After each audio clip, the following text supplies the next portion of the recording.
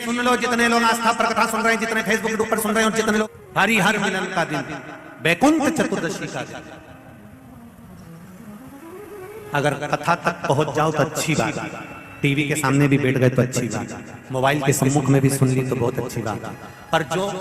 भीकन गांव तक भी नहीं पहुंचा तो कम से कम कोई गांव का व्यक्ति अगर कथा सुनकर निकल कर जाए तो उसका केवल दीदार कर लेना, दर्शन कर लेना, उतने में वैकुंठ का मार्ग खुल जाए। बहुत धनेश्वर ने पूछा, मैंने कौन सा पुण्य करा था जो मुझे वैकुंठ का द्वार खुला मिला?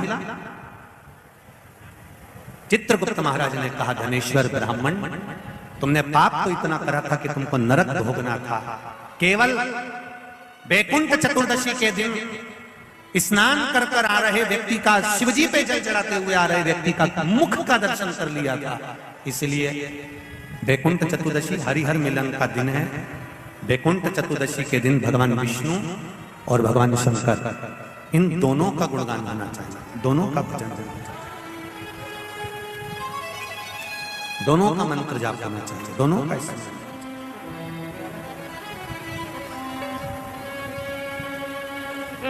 आप सबसे निवेदन है, कल हरिहर मिलन के दिन आपके घर में शिवलिंग होगा और लड्डू गोपाल होंगे। रात्रि के समय पर, शाम को नहीं, मध्य रात्रि, अगर नींद खुली रहे तो 11 बजे के बाद में, रात्रि को 11 के बाद, अगर नींद खुली रहे, नींद नहीं खुली रहे तो फिर तुम रात को 8-9 बजे चढ़ा के भी सो जाओ तो कोई बात नहीं हो, भगवान तो बोलेगा। शंकर भगवान पर पहले बेलपत्री चढ़ाना, लड्डू गोपाल के सामने तुलसी का दल चढ़ाना, अपने मन की कामना कर कर हरिहर मिलन कराना। थोड़ी देर तक या तो सवेरे के समय ही चढ़ा दो, दिन भर चढ़े रहने दो, रात्रि के समय पर जब फ्री हो जाओ तब घी का दिया लगाकर बेलपत्री उठाना, वो उठाकर भगवान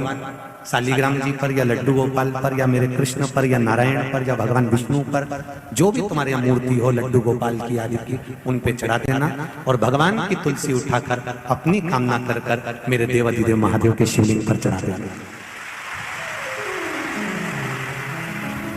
रात्रि को ही हो सके तो ब्रह्म मुहूर्त तक, अगर नींद खुली रहे तो उठा लेना, नींद खुले तो रात को ही, रात्रि के समय ही उस बेलपत्री और तुलसी को संभाल के रख लेना। वही बेलपत्री तुलसी विद्या के लिए, और जो बच्चा माइंड से तकलीफ में रहता है, जो बच्चा पलंग पर गंदगी करता हो या जिसका विवेक बुद्धि स्थिर नहीं रहती हो, उसके लिए ये बेलपत्री और तुलसा हमेशा कार्य आती है। कल वही वैकुंठ चतुर्दशी, उसका दर्शन आप भाव से, आनंद से अपने अपने घरों में करें, भक्ति के साथ, आनंद के साथ।